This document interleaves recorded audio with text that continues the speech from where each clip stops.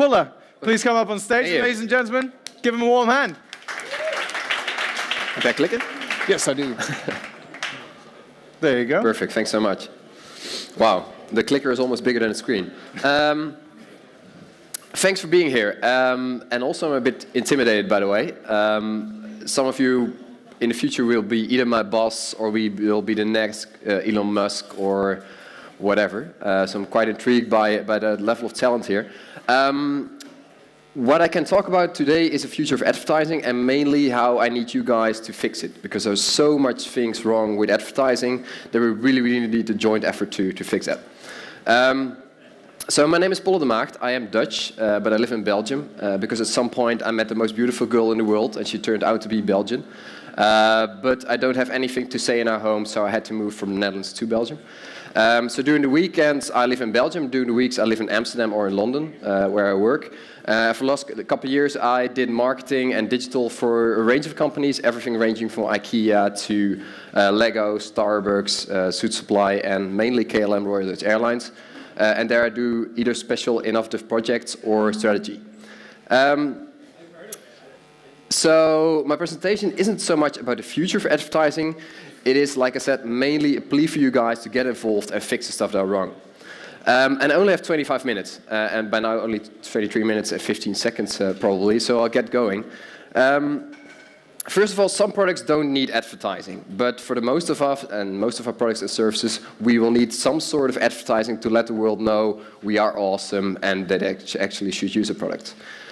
So what is advertising? Just getting back to the basics, it's a form of marketing and communication used to promote or sell something, usually business product or service. So it's a spotlight on something that needs attention or a bit of love. And some advertising works, like I guess most Dutchies and even people from other countries have seen this Zalando commercial. And who of you orders at Zalando? No, not only that many? Should be more. Okay.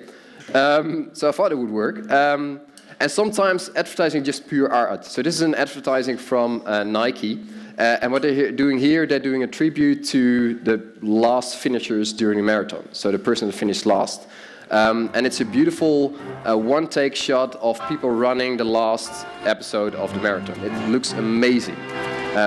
It's great. And it shows all the way up until the last runner at the end. Sometimes advertising is just also an opportunity for us to be able to watch stuff for free. So YouTube has these annoying pre-rolls, so we can watch the other ads for free. And it sucks, but it helps us to be able to make YouTube free. So what is wrong with advertising? A lot. There are many things wrong with advertising. Just to give you some ideas, this was way back, even before Hives existed. And some John Wanamaker once said, half the money I spend on advertising is wasted. The trouble is I don't know which half. And I think if we are all looking now at our Facebook feeds and our Instagram feeds, I guess we can figure out it's even more than 50% of the money of marketers that's wasted. At least in my Instagram feed, I think at least 90% is not even bothering me at all. Sometimes there's a huge gap between what a brand promises and what you actually get. So this is an advertisement from Thalys, so the fast train between the Netherlands and Belgium or Paris. And it looks something like this. Willkommen, bienvenue, welkom. Fremde, étranger, vreemde. Guten Abend, bonsoir, guten Abend. Leave your troubles outside. Here, the seats are beautiful. The Wi-Fi is beautiful. So I think you get the idea. The thing is, I travel at least on a weekly basis with Thalys, and on the 4th of April of this year, I got an email from Thalys concerning one of the customer service cases I had with Thalys. And it opened like this, it got my dossier number, and then eventually it turned out there was an internal conversation from the Thalys team about me. And for the people in the back it's hard to read, but it says in Dutch, Polle de Maagt, de grootste zeurkuis op Twitter. So Polle de Maagt, the biggest whiner on Twitter. He's whining about Wi-Fi now. Please send him an apology and inform me about what to answer best. And then the next thing that said about me, we already wasted too much time on Polle. The thing is, because I travel with Thalys every single week, I am a platinum member for the last couple of years, so I'm probably one of their most loyal customers. So what apparently happened, they migrated a system from, I think, SAP to Salesforce. An error happened, and they sent this to all people, sorry, all people with open cases. And I was one of the people who actually received this. And they served me very well. I got an email, and I got a telephone call from one of their board members to send apologies, and they're improving that. But it happens within a lot of companies. So there's a huge difference between the advertisement they're doing and what's actually happening within the companies and how they're talking about companies. And don't be too harsh about Thalys. It happens in a lot of companies. I think this is one we know. Like every time you see an advertisement for a Big Mac or another burger at McDonald's and you see what you actually eat, there is a huge difference. But it's in most of the products we actually eat. Another thing that's really, really cool, so there is a lot of technology, and we can use technology to target people who are interested, but then this stuff happens. So if you take interest at Coolblue, one of the key e-commerce websites in the Netherlands, in some sound stereo stuff, and you happen to be on this website, you get pretty much hammered with all possible banners you could actually see to buy this product. So yes, pretty much I am interested, but maybe this is a bit overdoing. Also, I personally am a bit afraid of entering large squares or train stations and airports by now, because what's in habit, and it's installed by these guys from Duval Guillaume, what I usually do to create a cool viral and create a cool advertisement, you probably know this one. So a guy presses the button on the square and everything happens. It has been, I think, more than 200 million people actually saw this ad. But like every time you go into large squares, there will sometimes happen something, and it will actually sometimes happen and it turn out in a viral video. Once in the same day, I was at Amsterdam Dam Square, and they had a viral video from the Nationale Loterij. And several streets later, they had a new Abercrombie store where they did a viral video where someone was surprised by nude male models. So it's really a really bad thing to see that companies use this trick to actually get our attention and make a viral out of it. Another thing is, a lot of times advertising, pretty much like the Thalys example, is diverting our attention from the real problems within the organization. And I noticed that when 2010, this was the first large digital campaign I ever did, and it looked something like this.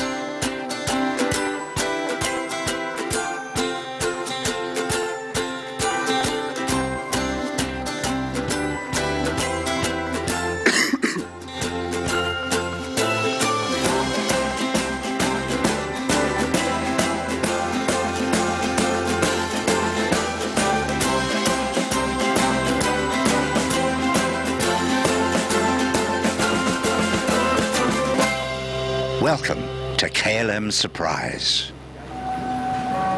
Armed with our social media toolkit, our little experiment began. First job, find KLM passengers who had checked into their flight via one of KLM's 4 square locations or left a message through Twitter. Second job, search their social profiles. Get to know them as well as you can to think of a personalized gift. Third job, hunt them down and deliver the gift. After several weeks of handing out little gifts, a few things became apparent. In the age of social media, doing something that creates a real smile on somebody's face is much cooler than attaching a smiley face. But most importantly, it seemed that indeed an airline could use social media to both surprise and make a small difference to a passenger's day. And we're not just guessing, we know, because they told us, and their friends, massively.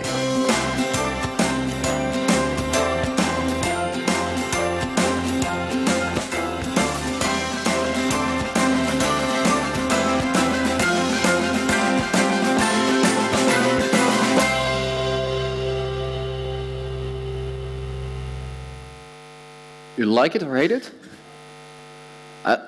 Love, hate? Huh? No, you don't have to clap. It's okay.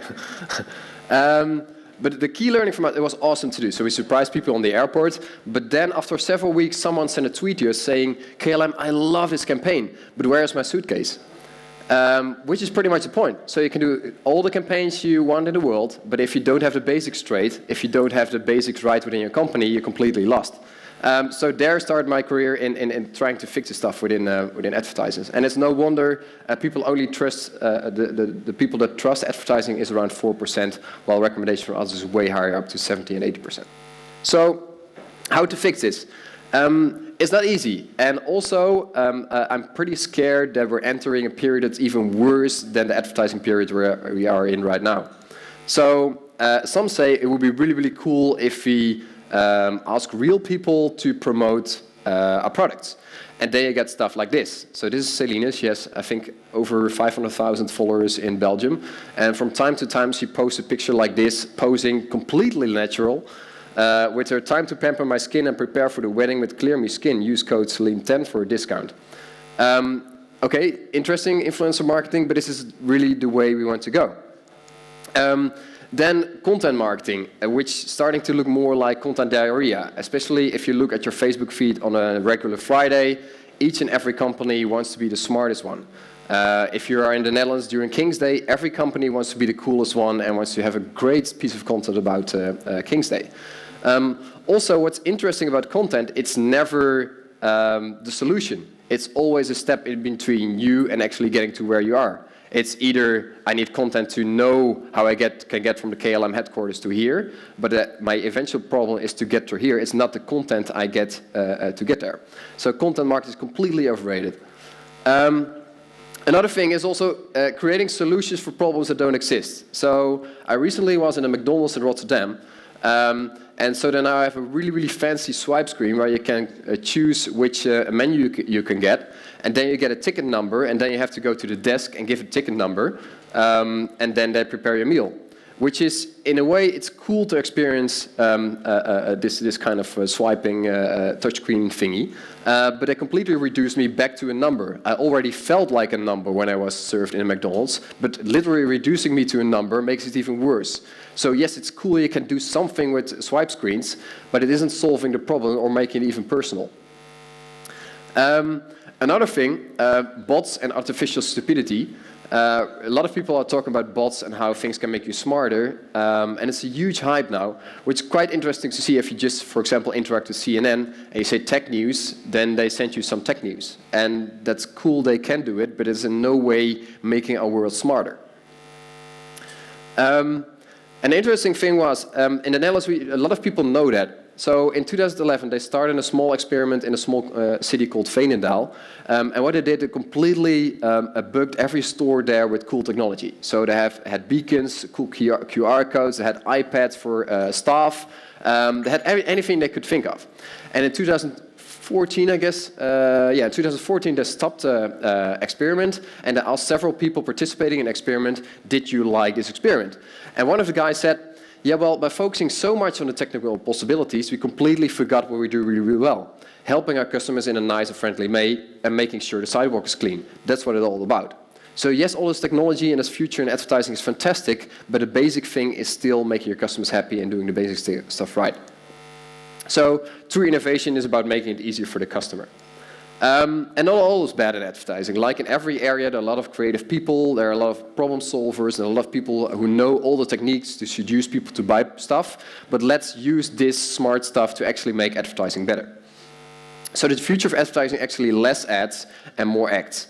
A small example. So what you see happening with a lot of companies, and that's what I mean also by it will be getting worse before it gets better, is that the more they know about us, the more data they collect about us, the more emails they're going to send you. So for example, if Zalando knows you like sports goods, they're going to send you sports stuff. If they know you like hiking, they start to send you hiking stuff as well.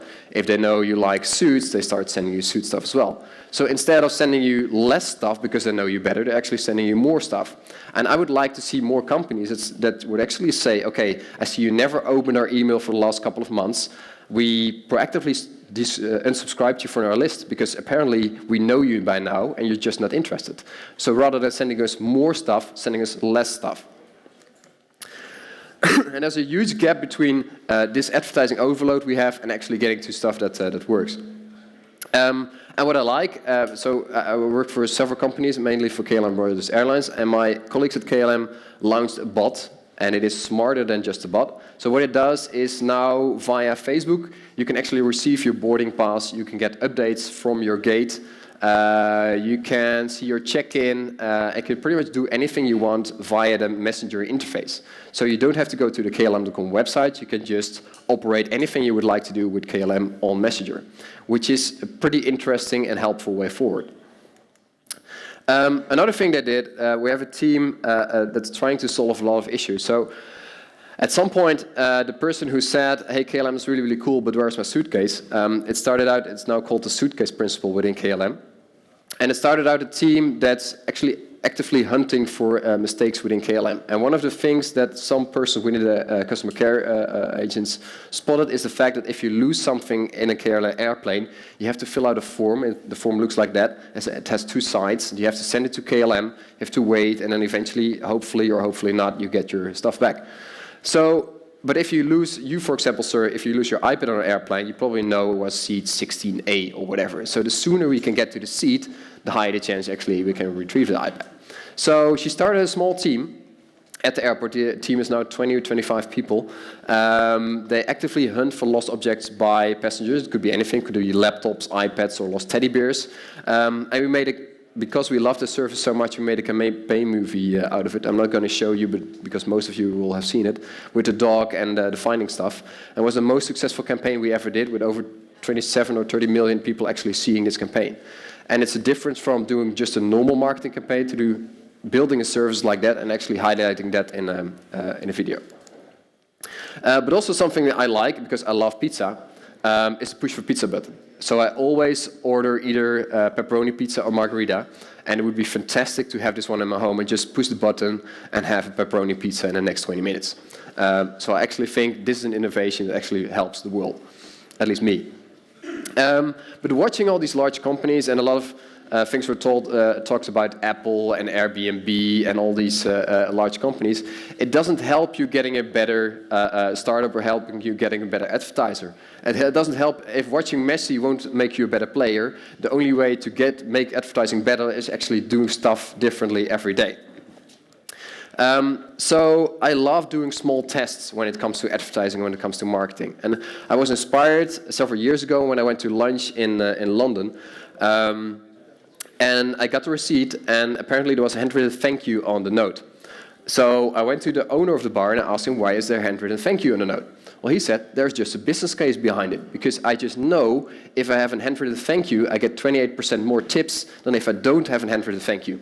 And how did he know? Well, he didn't do that for several weeks, and then he tried it with handwritten thank you, and then stopped doing it again, and he saw there was a huge difference in tips. So doing these small experiments is a really, really great way to actually start seeing what works as an advertiser and make your product better. Also, and I think it's the right time of the year to fight against my out-of-office replies again. If you work at a large corporation, usually you have out-of-office replies when you go on holidays, and the most boring stuff ever. So it pretty much says, I'm on holidays, you won't be able to reach me, you can connect a colleague, the colleague won't be able to tell you something really, but I will be back in 2 weeks. That's pretty much what out-of-office reply means. But what if we could make out-of-office replies cool? So why not put poetry in it? Or excerpt from the book you're reading, or cool videos. So when I worked in an advertising agency, we actually had an internal competition to make out-of-office replies cooler.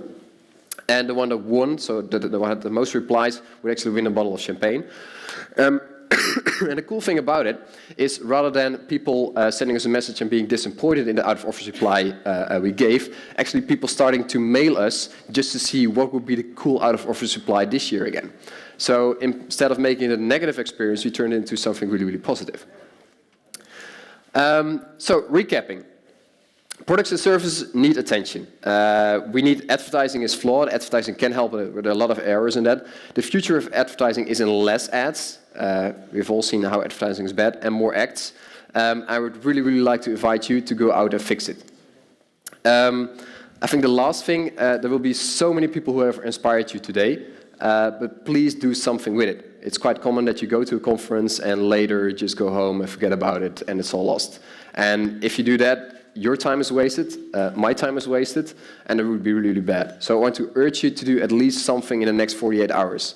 Either subscribe to the Marathon des Sables, I'm not sure who was inspired, or start testing stuff, try to make advertising better, start emailing companies how they can improve advertising, hook up each other with some startup ideas, but please, please, please do something in the next 48 hours. Thank you for listening. I hope you liked it. And if you have any questions, please send me a tweet or email or connect later. And hope to see you guys again.